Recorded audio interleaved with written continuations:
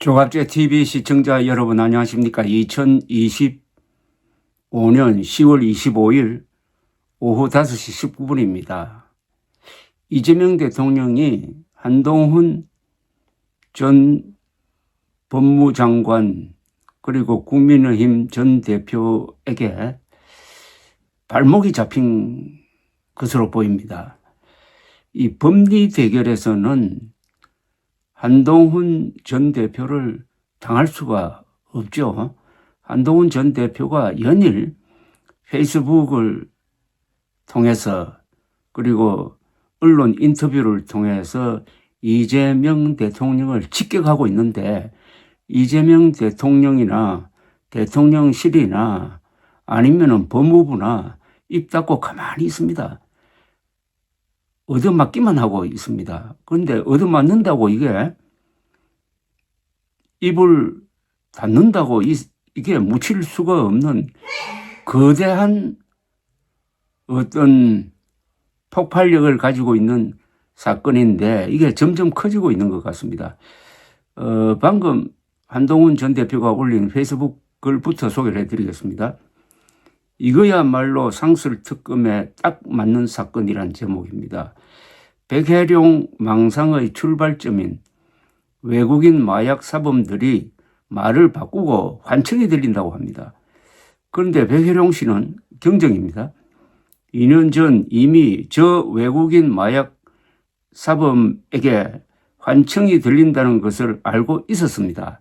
그걸 알면서도 백혜룡 씨는 그런 외국인 마약 사범의 환청을 근거로 법무부 장관인 제가 대통령 부부 마약 사업을 덮어주었다는 거대 음모론을 만들어냈고 역시 그걸 알면서도 이재명 대통령은 그 음모론의 뒷배이자 보증인으로 직접 전면에 나섰습니다. 이재명 대통령이 전면에 나선 이유는 저를 비롯한 정치적 상대를 공격하고 김현지 사법부 모욕 이슈 등 궁지에 몰린 상황 전환을 노린 것으로 보입니다. 이제 법무부가 이재명 대통령 지시를 받고 수사 과정에 의혹이 있다면서 몇몇 검찰 수사에 대해 상설특검을 하겠다고 나섰습니다. 이재명 대통령이 저런 백혜룡을 임원정 수사팀에 넣어 수사를 맡기라고 임원정 검사에게 불법 지시한 이 사건이야말로 수사 과정 전체가 비상식적 의혹 덩어리인데다가 살아있는 권력인 대통령이 수사 대상이고 검찰, 경찰이 모두 수사 대상이므로 검찰, 경찰이 수사하기 어려울 때 하는 상설특검 제도의 존재 이유에 딱 맞는 사건입니다. 특검 제도는 이런 사건 수사하라고 있는 것입니다. 법무부는 이 사건이야말로 상설특검 하십시오. 그러니까 이재명 대통령의 권력 남용 혐의에 대해서 상설특검을 추진하라고 제안하고 있는 겁니다. 쉽게 말하면 이재명을 수사하라. 이렇게 나오고 있는 겁니다. 물론 현직 대통령이니까 수사 대상이 되느냐 하는 여부는 좀 더 따져봐야 됩니다.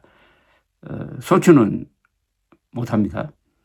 여기에 기사를 하나 딱 첨부를 해놨습니다. 그 기사로 들어가 보면은 이런 기사입니다. 조선일보 기사인데 오늘 나온 기사입니다. 백혜룡 경정이 주장한 마약 수사 외압 의혹과 관련하여 인천 세관 직원들이 필로폰 반입을 도왔다고 진술한 말레이시아 운반책 중 한 명이 정신분열증을 앓고 있었던 것으로 확인됐다라고 시작되는 기사입니다.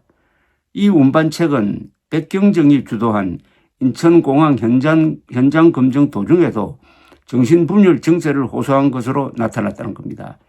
백경정은 그간 운반책들 증언이 구체적이고 확실하다고 해 왔으나 세관 직원 연루 의혹을 제기했던 운반책 중 일부가 최근 세관 직원들이 마약 반입을 도운 적 없다며 진술을 바꾼 데 이어 핵심 증인이 정신질환을 앓고 있는 것으로 나타나면서 검경합동수사단은 이 진술들의 신빙성을 다시 따져보는 것으로 알려졌습니다. 그런데 이 대통령의 지시로 이 백혜룡 경정은 수사팀을 지금 구성해가지고 자기가 제기한 의혹을 자기가 수사하게 되어 있습니다.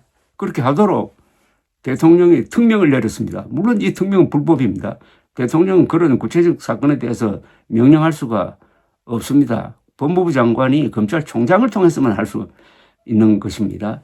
그런데 이 결론이 이미 났습니다. 이건 전부 백혜룡 경정이라는 이 돌출적 사람의 망상에서 비롯된 것이고, 그 망상도 너무나 커서 내란 자금을 마련하기 위해서 윤석열 대통령 부부가 마약 반입 사업을 했고 한동훈 법무장관이 덮어주었다니까, 여러분 이게 도대체 어떻게 대통령 귀에 이런 허황된 정보가 들어가서 이재명 대통령을 움직이도록 했느냐는 겁니다. 저는 이게 제일 핵심이라고 생각합니다. 대통령은 그 자리가 최고급 정보를 받습니다. 국정원 정보, 그리고 수사 관련 정보 등등, 그리고 수사 관련 정보를 종합하는 부서가 참모가 민정실입니다. 민정수석실입니다. 그리고 민정수석 봉욱 변호사는 아주 평이 참 좋은 온건하고도 상식적인 그런 분으로 높은 평가를 받고 있습니다. 그러면은 이런 헌법과 법률을 위반하는 이런 수사 명령은 절대로 그 건의가 민정수석실을 통해서 올라왔을 리가 없다는 겁니다. 그러니까 공조직을 통해서 올라왔을 리가 없습니다. 그리고 법무부 장관이 절대로 이런 건의를 했을 리가 없습니다. 그러면은 누가 이 말도 안 되는, 그리고 이재명 대통령을 아주 곤란하게 만들 이 일종의 허위 정보를 이재명 대통령에게 전했느냐는 겁니다. 이 사람이 앞으로 이재명 대통령을 망칠 사람입니다. 이 사람이 바로 비선이죠. 비선. 여러분, 대통령실의 비선 또는 대통령 측근의 비선 문제로 결국 박근혜, 윤석열 두 사람이 탄핵당한 것 아닙니까?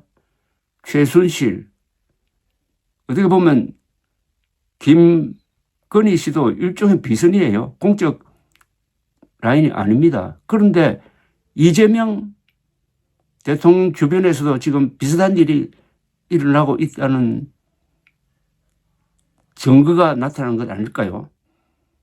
다행히 이재명 대통령은 지금 임기를 시작한 지 몇 달 되지 않습니다. 이걸 정리할 수가 있습니다. 어떻게 보면 불행 중 다행일 수가 있으니까 우선 이재명 대통령은 백혜룡 경정 관련 엉터리 정보를 보고한 사람을 잘라야 합니다. 자르지 않으면 박근혜, 윤석열의 길을 걸을 수도 있다는 것을 자각할 타이밍입니다. 감사합니다.